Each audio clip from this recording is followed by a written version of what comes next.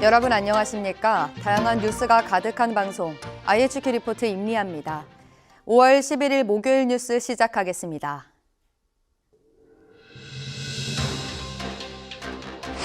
국민의힘 윤리위가 이딴 설화로 논란이 된 김재원 최고위원에게 당원권 정지 1년, 태영호 의원에겐 3개월의 징계를 내렸습니다. 김 최고위원은 이번 징계로 내년 총선 출마가 불가능해졌습니다. 정부가 오늘 사실상 엔데믹을 선언했습니다. 2020년 1월 20일 코로나19 첫 확진자가 발생한 뒤 3년 4개월 만입니다.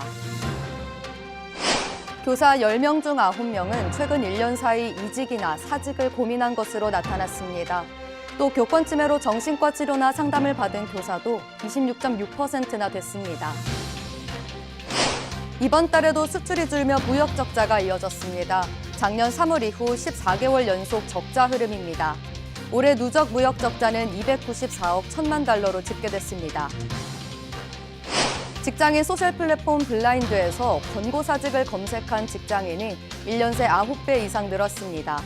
고용 불안을 느낀 직장인이 많아졌다는 건데 콘텐츠 엔터테인먼트 업계에서 눈에 띄게 증가했습니다.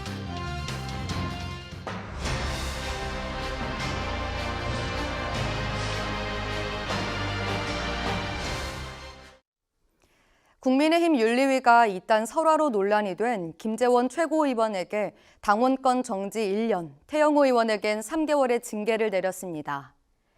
윤리위는 김 최고위원의 5.18 민주화 정신 헌법 수록 관련 발언과 전광훈 목사 관련 발언이 당 명예를 실추시켰다고 판단한 건데요. 태 의원의 경우 대통령실 공천 개입 의혹을 초래한 녹취록 공개 파장 등이 당에 유해한 행위였고 윤리위 규정 위반으로 봤습니다. 태 의원은 윤리위를 불과 몇 시간 앞두고 최고위원직을 사퇴하면서 징계 수위를 낮춘 것으로 보이는데요. 이에 따라 내년 총선에서의 공천 가능성을 열어두게 됐습니다.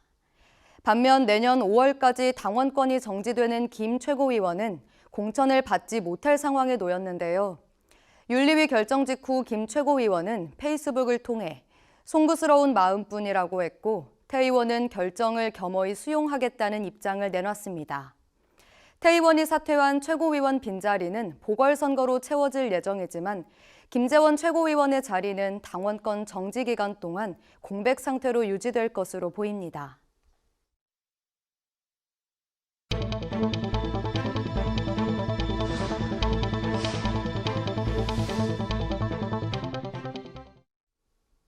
드디어 길고 긴 코로나 방역 전쟁이 끝났습니다. 정부가 오늘 사실상 엔데믹을 선언했는데 2020년 1월 20일 코로나19 첫 확진자가 발생한 뒤 3년 4개월 만입니다. 윤석열 대통령은 이날 중대본 회의를 열어 감염병 위기 단계를 심각에서 경계로 하향 조정했습니다. 이와 함께 7일 격리 의무도 해제됐는데요. 다만 의무는 사라져도 5일간 권고하는 방식으로 전환됐습니다. 또 입원 병실이 있는 병원 외에서의 마스크 착용 의무도 해제됐는데요. 시행 시점은 내달 1일부터입니다. 하지만 방심은 금물입니다. 코로나19는 사라지지 않고 풍토병으로 우리 곁에 남기 때문인데요. 이 때문에 매년 면역력이 떨어질 가을과 겨울에 백신을 접종해야 합니다. 정부가 일상회복의 마지막 단계로 보고 있는 3단계는 내년 중 시행될 것으로 예상되는데요. 3단계에서는 모든 방역 의료 지원책이 중단됩니다. 다가오는 스승의 날을 앞두고 우울한 설문 결과가 나왔습니다. 교사 10명 중 9명은 최근 1년 사이 이직이나 사직을 고민했고 4명 중 1명은 정신과 치료를 받은 것으로 나타났습니다. 교사 노동조합 연맹이 진행한 설문조사 결과에 따르면 최근 1년간 이직 또는 사직을 고민한 적이 있다고 답한 교사가 87%로 조사됐습니다. 교사들은 설문을 통해 교직 생활에 대한 불만을 크게 드러냈는데요. 교직 생활에 만족하지 못한다는 답변은 68.4%였고 이 중 매우 불만족한다는 39.7%였습니다. 특히 최근 5년 동안 교권 침해로 정신과 치료나 상담을 받은 적이 있다는 교사도 26.6%나 됐는데요. 지난 한 해 동안 교총에 접수된 교권 침해 상담 건수는 520건이었습니다. 이 가운데 학부모에 의한 교권 침해가 241건으로 가장 많았고, 교직원에 의한 피해는 127건, 학생에 의한 피해는 64건으로 집계됐는데요. 교사들은 정상적인 교육 활동을 위해 가장 시급하게 해결돼야 할 과제로 무고성 아동학대 신고 처벌 등 법률에 의한 교육활동 침해 방지 대책 수립을 1순위로 꼽았습니다. 교사가 안전하게 교육할 권리를 보장하는 것이 시급하다는 목소리가 커지고 있습니다.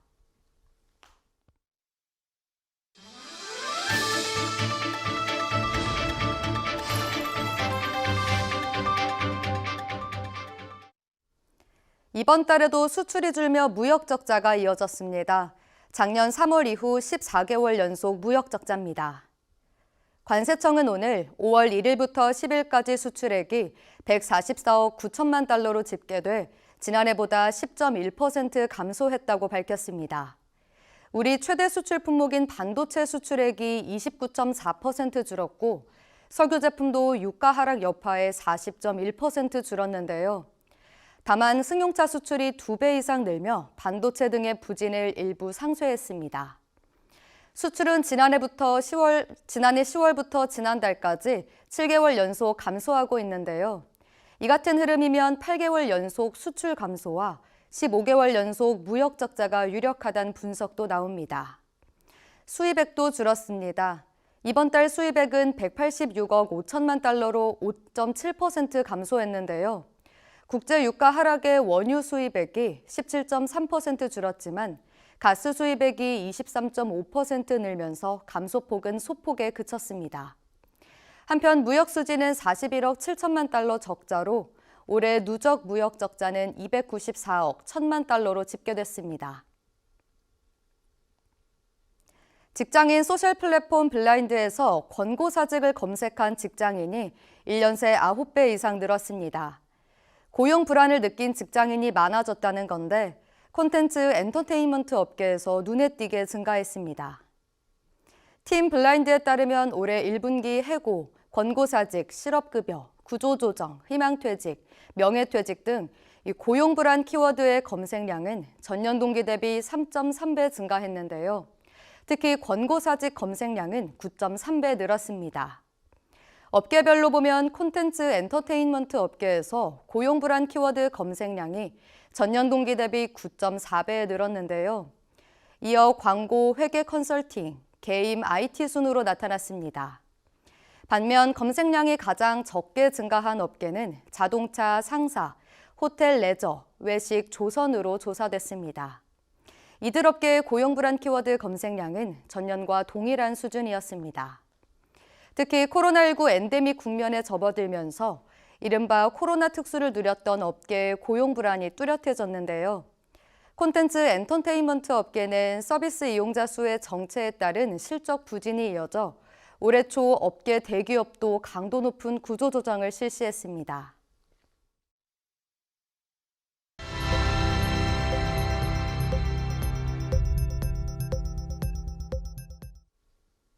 바쁜 현대인들은 만성 스트레스와 우울증 등을 달고 사는 경우가 많은데요.